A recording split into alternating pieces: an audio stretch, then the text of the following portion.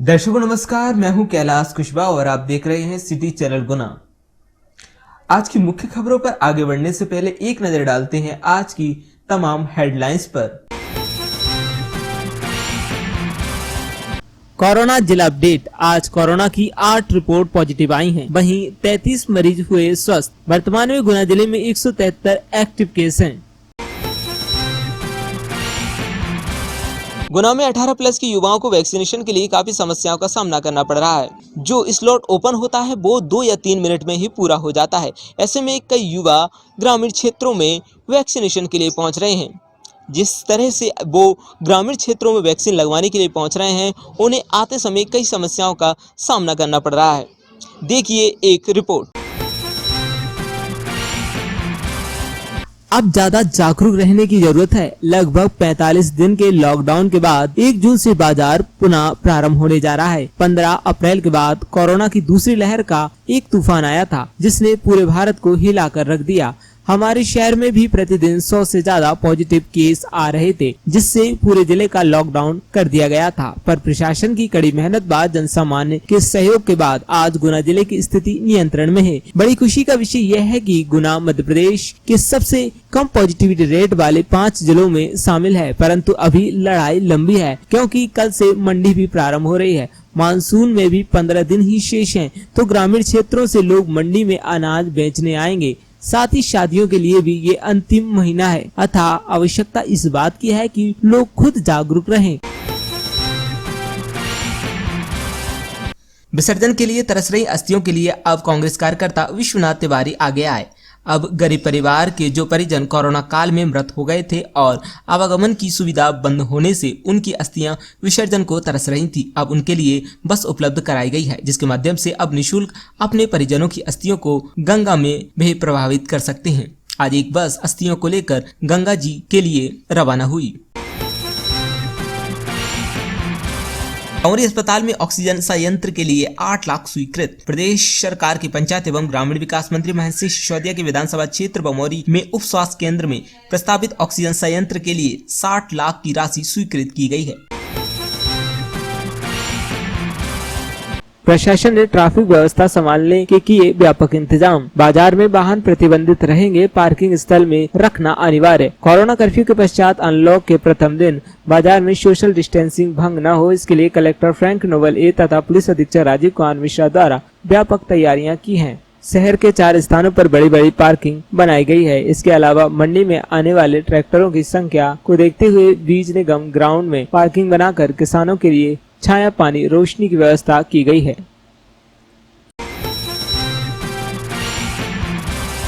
Retirement के बाद न भटके पेंशन के लिए कर्मचारी, बोले जिला कलेक्टर। लंबित पत्रों की समीक्षा बैठक में कलेक्टर ने दिए निर्देश। कलेक्टर फ्रैंक नोबल ए ने पदभार ग्रहण करने के पश्चात पहली लंबित पत्रों की समीक्षा बैठक ली, जिसके निर्देश दिए कि प्राप्त आवेदनों को समय सीमा में निपटाया जाए।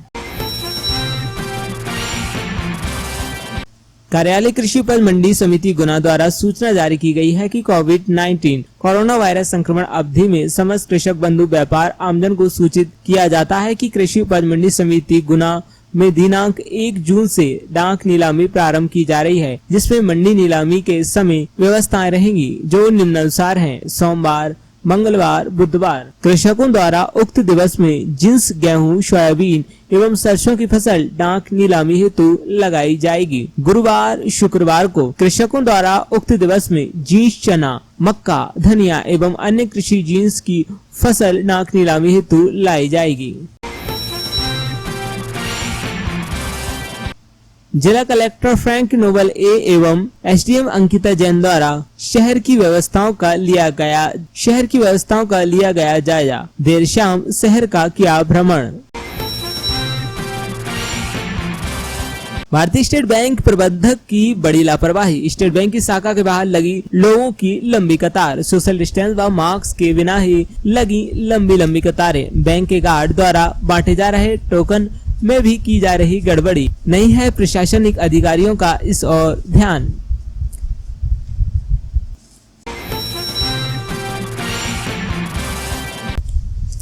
अनलॉक के साथ मंडी एवं बाजार शुरू करने की तैयारियां। पूरे प्रदेश में कोरोना कर्फ्यू के दौरान समस्त मंडियां बंद थीं, जो कि कल 1 जून से गुना जिले में अनलॉक प्रक्रिया के साथ साथ जिले की समस्त मंडियों को खोलने के संबंध में आदेश जारी किए गए हैं, जिसके चलते चाचौड़ा एसडीएम द्वारा मंडी कुमराज में निरीक्षण किया गया एवं मंडी की व्यवस्थाओं को लेकर चर्चा की गई। इससे पहले आपको बता दें कि कुमराज धनिया मंडी प्रदेश ही नहीं बल्कि देश की बड़ी मंडियों में जानी जाती है। एसडीएम ने नगर परिषद सीएमओ को सफाई संबंधित निर्देश दिए हैं, तो तहसीलदार को व्यवस्थाओं का जायजा लेने एवं टीम बनाकर देखरेख करने के निर्देश दिए एवं समस्त मंडी कर्मचारियों को ड्रेस कोड में उपस्थिति होने की हिदायत दी है। गुड़ेवालाजी हरिपुर रोड अबू बकर मस्जिद पर पहुंचे डॉक्टर पुष्पराग शर्मा एवं नूर उल्ला यूसुफ जई, शहर काजी अमन भाई, अमीर भाई, आबिद भाई और उनकी टीम का किया गया स्वागत, सापा बांधा एवं मानपत्र किया भेंट।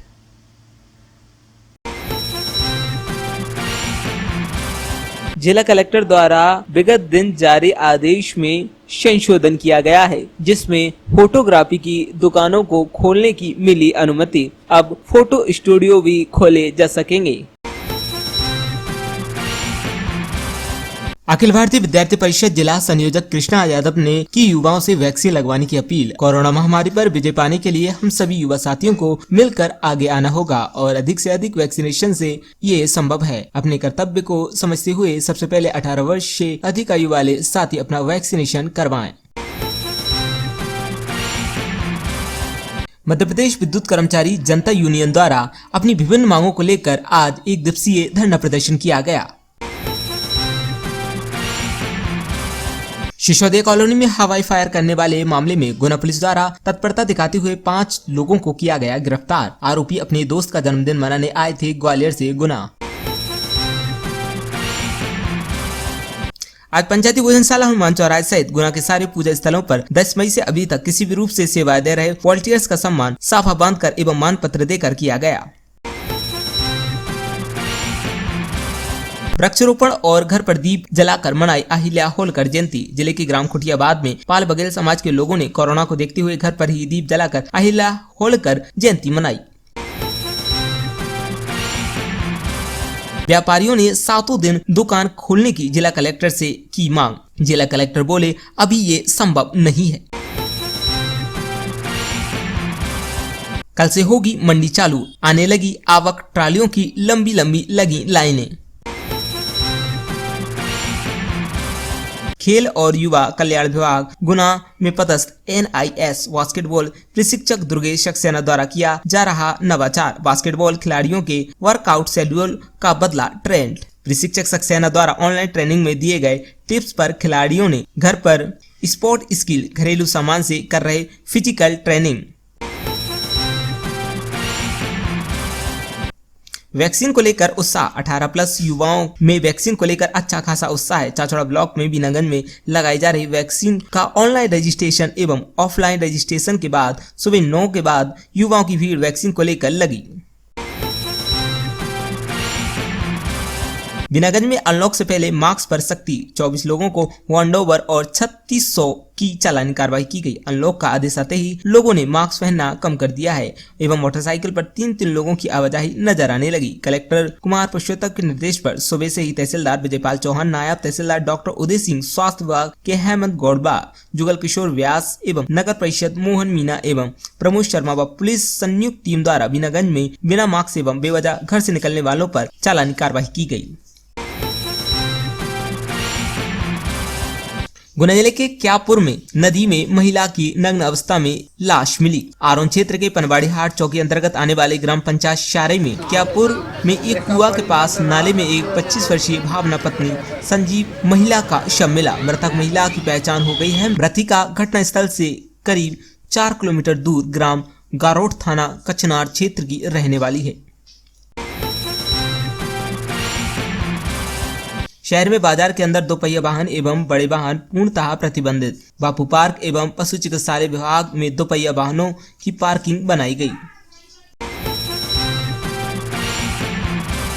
गुना पुलिस की नशे के खिलाफ एक और कार्रवाई। मकसूदनगढ़ थाना पुलिस की पकड़ में आया गांजा तस्कर। मकसूदनगढ़ थाना पुलिस द्वारा आज 2.5 किलोग्राम गांजे की तस्करी करते हुए तस्कर रघुनाथ उर्फ आर के पुत्र लल्लू सिंह प्रजापति उम्र 45 साल निवासी मकसूदनगढ़ को गिरफ्तार करने में कामयाबी हासिल की है। 1,62,132 लोगों ने लगवाया वैक्सीन का टीका। मानस भवन में 623 व सरस्वती शिशु विद्या मंदिर में 240 लोगों का हुआ टीकाकरण। मंगलवार को जिले के सभी टीकाकरण केंद्रों पर रहेगा अवकाश। गुना में 18 प्लस के युवाओं को वैक्सीनेशन के लिए काफी समस्याओं का सामना करना पड़ रहा है।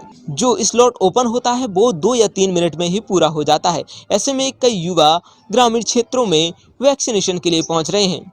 जिस तरह से वो ग्रामीण क्षेत्रों में वैक्सीन लगवाने के लिए पहुंच रहे हैं, उन्हें आते समय कई समस्याओं का सामना करना पड़ रहा है। देखिए एक रिपोर्ट।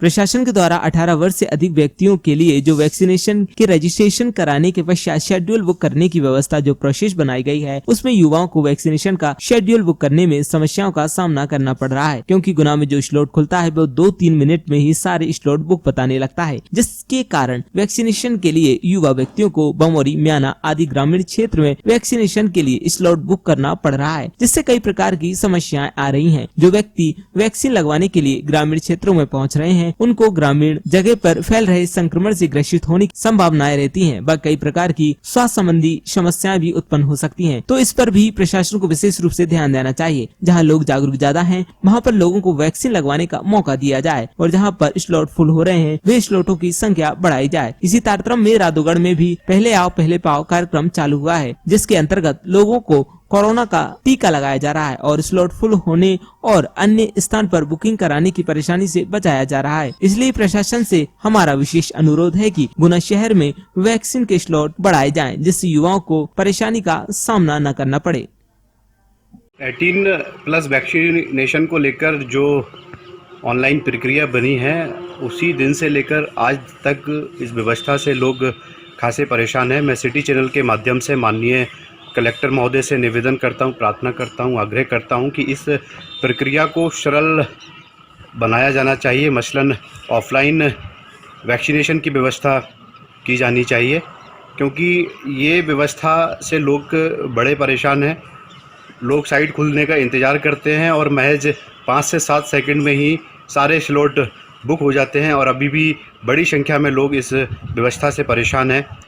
अच्छा होगा कि इस व्यवस्था को सुचारू बनाने के लिए, आसान बनाने के लिए ऑफलाइन व्यवस्था अपनाई जाए। नमस्कार, मेरा नाम प्रदीप पटेल है। मैं आज रावगढ़ में वैक्सीनेशन करवाने गया था। यहाँ पर पहले ऑनलाइन बुकिंग का सिस्टम था, जिससे कि हमको बहुत परेशानी आती थी, पर आज से यहाँ पर टोकन व्यवस्था चालू कर दी गई है। पहले आओ और पहले पाओ वाली योजना, जिससे कि सुबह जाकर हम लाइन में लग जाते हैं, जिससे कि हमें टोकन वो वहाँ पर दे देते हैं और एक एक करके हम वैक्सीनेशन करवा लेते हैं, जिससे कि कोई भीड़भाड़ नहीं, कोई देर नहीं, आराम से हमारा वैक्सीनेशन हो जाता है। नमस्ते, मेरा नाम मयंक कुमार जैन है। मैं सिटी चैनल गुना के माध्यम से प्रशासन से ये अनुरोध करता हूँ हाथ जोड़ के कि गुना में वैक्सीनेशन की ज़्यादा से ज़्यादा स्लॉट बुक कराए जाएँ। बमोरी, कुंभराज, म्याना वगैरह आदि भी स्लॉट तो बुक कर लेता है, लेकिन गर्मी में वहाँ तक जाता नहीं है। जो उनने स्लॉट रजिस्टर्ड कराए वो स्लॉट खाली चले जाते हैं और गुना में स्लॉट मिलते नहीं हैं। इसलिए मेरी प्रशासन से और कलेक्टर साहब से हाथ जोड़ के निवेदन है कि ज़्यादा से ज़्यादा स्लॉट गुना में बुक कराए जाएं। गुना में जितने ज़्यादा स्लॉट बुक होंगे उतने ज़्यादा वैक्सीनेशन होगा।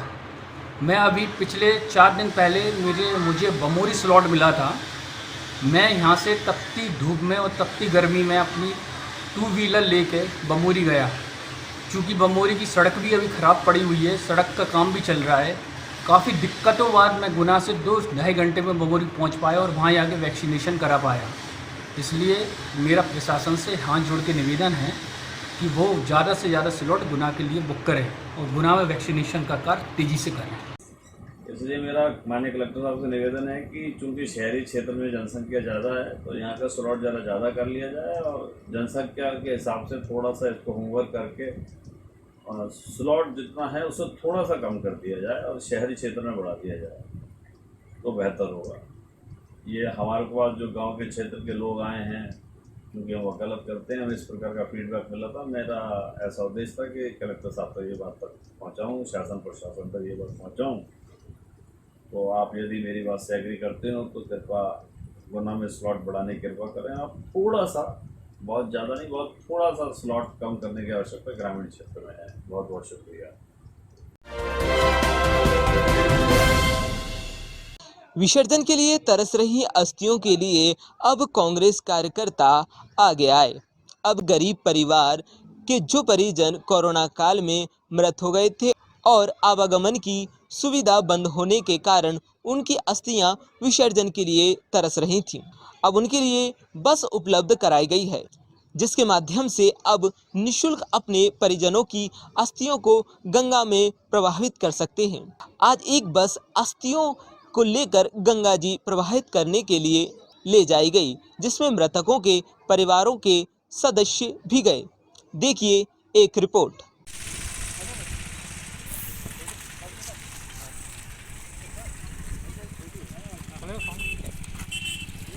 बोलो गंगा मैया की, गंगा मैया की, गंगा मैया की।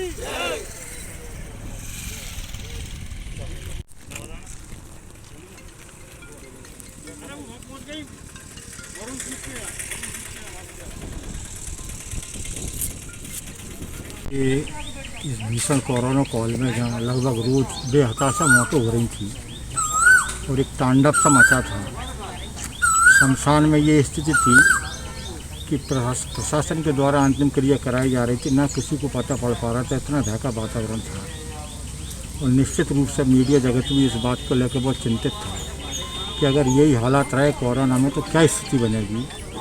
खासकर उन हमारे गरीब तबके के लोग जो विगत 1.5 साल से तो बेचारे आर्थिक तंगी से परेशान थे, लेकिन जिनके घर में ये सदमा हो गया था, उनके घर में मौतें हो गई थी, उबर नहीं पा रहे थे। ऐसी स्थिति में वो लोग अपना फ्यूनल करके इंतजाम करके निकल गए थे, लेकिन उनकी अस्थियाँ वहीं के वहीं रखी थी। आपकी मीडिया के माध्यम से जब मैंने अखबारों में और मीडिया में देखा कि आखिर ये अस्थियाँ अपने मोक्ष का कब तक इंतज़ार करते रहेंगे, बड़ी द्रवित खबर प्रकाशित हुई थी। जब मैंने खबर को पढ़ा और देखा तो मेरे मन में बड़ा विचार आया। मैंने हमारे आदरणीय भाई साहब, हरि भाई साहब, प्रशांत वकील साहब, हेमराज बना जी, हमारे किसान कांग्रेस के अध्यक्ष जी भाई मनीष और हमारे तमाम, मैंने हमारे व्यक्तिगत साथियों से जब इस बात की चर्चा की और ख़ासकर मैंने हमारे नेता आदरणीय जयवर्धन सिंह साहब को जब इस बात से अवगत कराया, उन्होंने बगैर कोई विचार विमर्श किए कह दिया कि विश्वनाथ जी ये बहुत पुण्य का काम है, जितनी ताकत से हो सके करो, आप सभी जगह सूचना दो, हर व्यवस्था को मैनेज करो और कहीं कोई दिक्कत आए तो आप मेरे को अवगत कराएँ। वो संकल्प मैंने लिया है और उसी क्रम में आज 7 लोग इलाहाबाद जा रहे हैं। उनकी पूरी व्यवस्था, सब व्यवस्थाओं से उत्प्रोत है। इलाहाबाद में भी पूजन विधान की पूरी कार्रवाई के लिए व्यवस्था कर दी गई है और आने वाले समय, निरंतर समय में जितने लोग भी इस तबके के लोग इलाहाबाद या हरिद्वार जाने की मंशा जाहिर करेंगे, मेरा व्यक्तिगत संकल्प है कि उनकी हर उसको सेवा को मैं बिल्कुल तत्पर रहूँगा, चाहे कभी 1 जाएँ, कभी 5 जाएँ, 10 जाएँ, जितने दिनों तक जाएँ। जब तक ईश्वर ने मेरे में ताकत और शक्ति दी है, महाकाल बाबा ने कृपा की है, मेरे में दम रहेगी।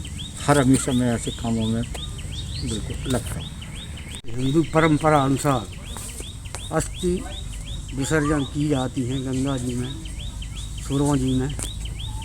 इस समय आवागमन अवरुद्ध है, आने जाने में असुविधा है, तो हमारे भाई श्री विश्वनाथ तिवारी जी ने माननीय श्री जयवर्धन सिंह जी की सहमति से जो भी उठाया है अस्थि विसर्जन कराने का, यह बहुत ही सराहनीय कार्य है। मैं बार बार साधुवाद देना चाहूँगा ऐसी विषम परिस्थितियों में इस पुनीत कार्य के लिए, जो आजकल वहाँ जाने में असमर्थ हैं, साधन विहीन हैं, उन्हें पहुँचाने की व्यवस्था की जा रही है और भविष्य में भी यह व्यवस्था निरंतर जारी रहेगी। मैं सभी अस्थि विसर्जन करने जा रहे हैं उनके लिए शुभकामनाएं और जो दिवंगत आत्मा हैं उनके श्री चरणों में नमन करता हूं। धन्यवाद।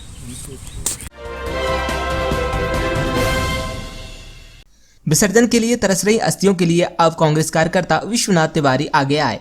अब गरीब परिवार के जो परिजन कोरोना काल में मृत हो गए थे और आवागमन की सुविधा बंद होने से उनकी अस्थियां विसर्जन को तरस रही थी, अब उनके लिए बस उपलब्ध कराई गई है, जिसके माध्यम से अब निःशुल्क अपने परिजनों की अस्थियों को गंगा में भी प्रभावित कर सकते हैं। आज एक बस अस्थियों को लेकर गंगा जी के लिए रवाना हुई। इस भीषण कोरोना काल में जहाँ लगभग रोज बेहताशा मौतें हो रही थी और एक तांडव सा मचा था, शमशान में ये स्थिति थी कि प्रशासन के द्वारा अंतिम क्रिया कराई जा रही थी, ना किसी को पता पड़ पा रहा था, इतना भय का वातावरण था।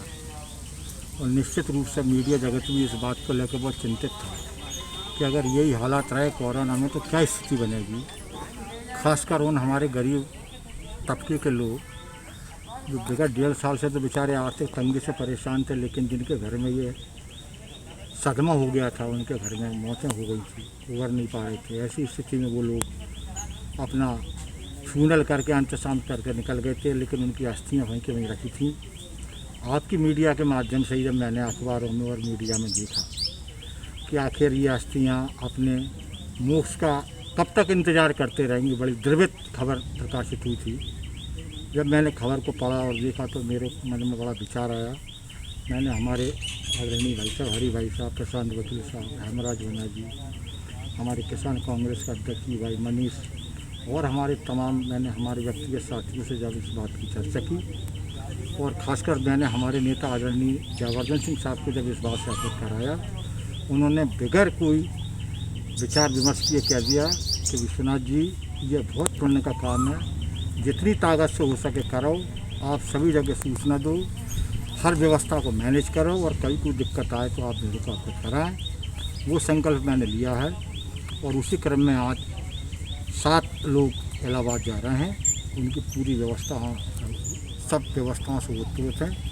इलाहाबाद में भी पूजन विधान की पूरी कार्रवाई के लिए व्यवस्था कर दी गई है और आने वाले समय निरंतर समय में जितने लोग भी इस तबके के लोग इलाहाबाद या हरिद्वार जाने की मंशा जाहिर करेंगे, मेरा व्यक्तिगत संकल्प है कि उनकी हर उसको सेवा को मैं बिल्कुल तत्पर रहूँगा, चाहे कभी 1 जाएँ, कभी 5 जाएँ, 10 जाएँ, जितने दिनों तक जाएँ।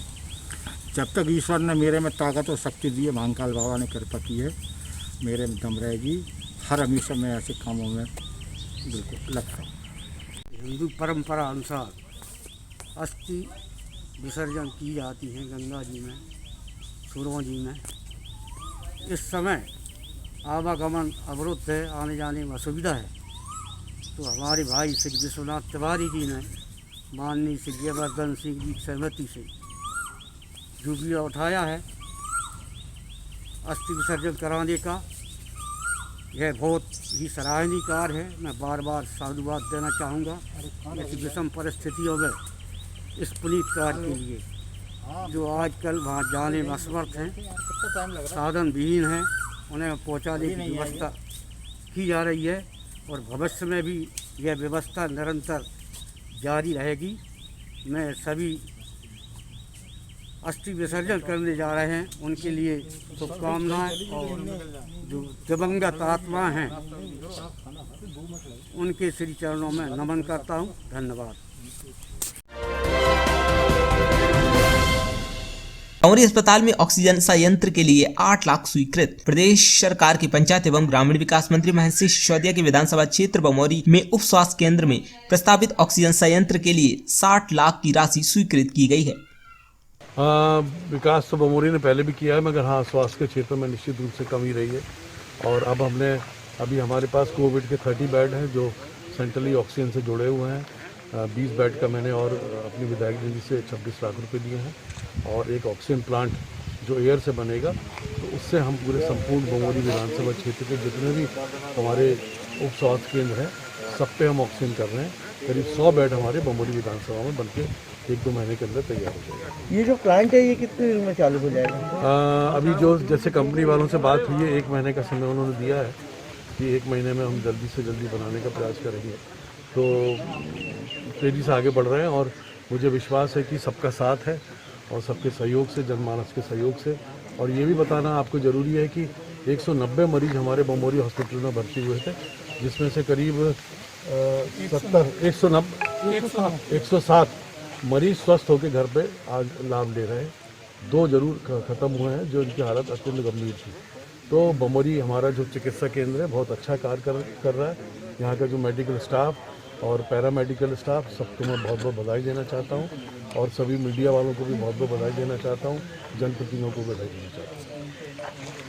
चलिए।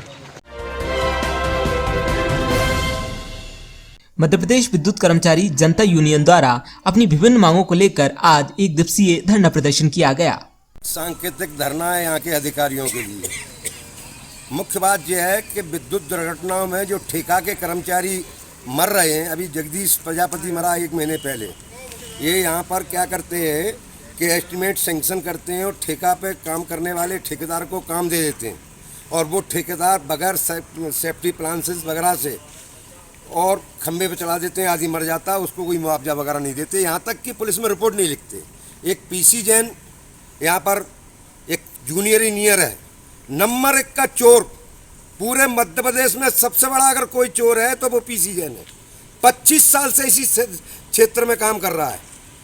अधिकारियों का दामाद लगता है, ऐसा लगता है कि कभी उसकी कंप्लेंट आती है तो दामाद साहब की कोई जो है कार्रवाई नहीं करते। अधिकारियों को वो दामाद लगता है, ऐसा महसूस होता है और बदतमीजी से पेश आता है कर्मचारियों के साथ में। हमारे तमाम सीनियर जो कर्मचारी हैं जो 40 साल से 35 साल से काम करते आ रहे हैं, उनके साथ गाली गलौज करता है। इस प्रकार का जूनियर इंजीनियर इनका एक कमाऊ पूत है, उसके विरुद्ध भी हमने आज यहाँ सांकेतिक हड़ताल की है कि उसको सस्पेंड किया जाए। और सस्पेंशन इज नॉट पनिशमेंट, ये पनिशमेंट नहीं होता है। सस्पेंड करके उसको चार्जशीट दो और डिपार्टमेंटल इंक्वायरी अगेंस्ट उसके तैयार करो और उसको बिजली घर से बाहर करो, बिजली कंपनी से बाहर करो। एक हमारी ये मांग है, दुर्घटनाओं पर रोक लगाओ, राजस्व वसूली ईमानदारी से करो, बिजली चोरी को रोको ताकि जनता में अच्छी तरह बिजली मिल सके। आगे आने वाले समय में बिजली जो घाटे में जा रहा है बिजली कंपनी, वो घाटे से उबर सके। सिसोदिया कॉलोनी में हवाई फायर करने वाले मामले में गुना पुलिस द्वारा तत्परता दिखाते हुए 5 लोगों को किया गया गिरफ्तार। आरोपी अपने दोस्त का जन्मदिन मनाने आए थे ग्वालियर से गुना। गत दिवस सिसोदिया कॉलोनी में एक फायर किए जाने की घटना सामने आई थी। एक वीडियो प्राप्त हुआ था जिसमें कुछ लड़के वहाँ एक कार के पास खड़े होकर नीचे की तरफ फायर कर रहे हैं। यद्यपि वो किसी के ऊपर अटैक करने जैसा प्रतीत नहीं हो रहा था, परंतु 5-6 लड़के इस तरह से जो फायर करने वाली बात आई थी, ये गंभीर घटना थी।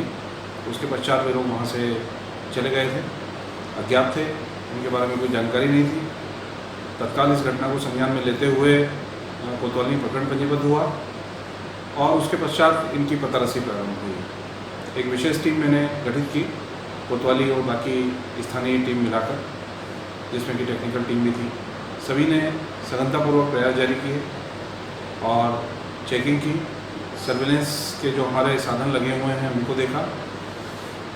गाड़ी जो इस्तेमाल की जा रही थी उसके बारे में ट्रैक किया गया, जिससे ज्ञात हुआ कि बजरंगगढ़ की तरफ ये गाड़ी का जाना पता चला है।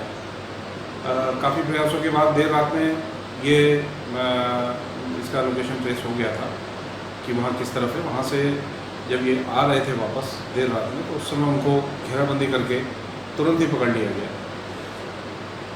उसमें करीब 5 लड़के मिले हैं जो ग्वालियर के रहने वाले हैं, ग्वालियर मुरार के, जो यहाँ अपने एक मित्र से मिलने, उसी सिसोदिया कॉलोनी में उनके एक मित्र रहते हैं जिनसे मिलने आए थे उनका बर्थडे होने के कारण, और उनसे मिलकर उनके बर्थडे की खुशी में ही उन्होंने वो फायर किया था, ये उनके द्वारा बताया गया है।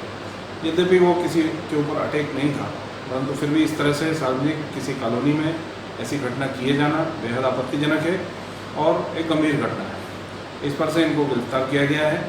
उनकी जो गन थी वो लाइसेंसी थी, यद्यपि वो लाइसेंसी थी, परंतु लाइसेंस की शर्तों का चूँकि उल्लंघन हुआ है उसमें, तो उसमें आर्म्स एक्ट के तहत भी मुकदमा पंजीबद्ध कर दिया गया है। आईपीसी में 336 में पूर्व से ही मुकदमा पंजीबद्ध था, जिसमें उनकी गिरफ्तारी की गई है। इसके अलावा उसमें 188 और आपदा प्रबंधन अधिनियम की धाराएँ और महामारी अधिनियम की धाराएँ, क्योंकि अभी कोविड प्रोटोकॉल लागू है, इस तरह से सब इकट्ठे होकर ये सब नहीं कर सकते, उसके तहत भी उनको विधिवत धाराओं में प्रकरण पंजीबद्ध करके गिरफ्तार करके उनको जेल भेजा जा रहा है और इस तरह की घटना को पतारासी करने में हमारी जिस भी टीम ने, टीआई कोतवाली और उनकी टीम सभी ने बहुत अच्छा प्रयास किया। उनको मैं पृथक से इसमें पुरस्कृत कर रहा हूँ और भविष्य में भी इस तरह की बदमाशी करने वालों को तत्काल गिरफ्तार किया जाए। व्यापारियों ने 7 दिन दुकान खोलने की जिला कलेक्टर से की मांग। जिला कलेक्टर बोले अभी ये संभव नहीं है। नमस्कार, जय जिनेंद्र। मैं शुभम जैन, शुभम परिवहन संचालक। संज्ञान में है कि आज कलेक्टर साहब द्वारा एक मीटिंग बुलाई गई थी जिसमें चर्चा होना था कि किस तरीके से बाजार खुलें, किस तरीके के नियम कायदे कानून का पालन के साथ बाजार का संचालन हो सके। उसके संज्ञान में आज एक मीटिंग बुलाई गई थी जिसमें हमारे व्यापार संघ के अध्यक्ष श्री राजेश जी अग्रवाल, साथ में रतन सोनी जी और रेडीमेड संघ के मुख्य भूमिका निभाने वाले हमारे ताऊ जी श्री अशोक कुमार जी कमल श्री भी मौजूद थे। साथ में मेरे पापा भी गए हुए थे। मीटिंग बुलाने का कारण ये था कि कलेक्टर साहब जानना चाह रहे थे कि व्यापारियों की राय क्या है, व्यापारी किस तरीके से, किस ढंग से व्यापार को खोलना चाहते हैं, क्या उनकी सोच है, क्या उनकी विचारधारा है। साथ ही में कुछ विचारधाराओं के साथ व्यापारियों ने अपना अपना पक्ष भी रखा, जिसको कलेक्टर साहब ने बखूबी अच्छे से सुना भी और उस पर गौर भी फरमाने का विश्वास दिया। साथ ही उन्होंने सभी व्यापारियों को एक समझाइश भी दी है कि सभी व्यापारी भाइयों से यह है कि कोरोना की गाइडलाइन के अनुसार वे अपनी दुकानों का संचालन करें। इसके लिए उन्होंने एक समझाइश दी हुई है। मेरा आप सभी भाइयों से निवेदन है कि सभी व्यापारी भाई अपनी दुकान का संचालक करें, बिल्कुल करें, लेकिन कोरोना गाइडलाइन के अकॉर्डिंग करें। जैसे कि हम व्यापार 1.5 महीने से बंद पड़ा हुआ था, जो कि दोबारा ना हो। वो पॉसिबल तभी होगा जब हम सभी व्यापारी भाई कोरोना गाइडलाइन का पालन बखूबी अपनी दुकान में करें। साथ ही आप भी सुरक्षित रहें, परिवार को भी सुरक्षित रखें, शहर को भी सुरक्षित रखें। जो मास्क पहन के ना आए उनको बिल्कुल भी सेवाएं प्रदान ना करें और सैनिटाइजर का उपयोग करें, सोशल डिस्टेंसिंग का भी उपयोग करें। बस यही मेरा अनुरोध है।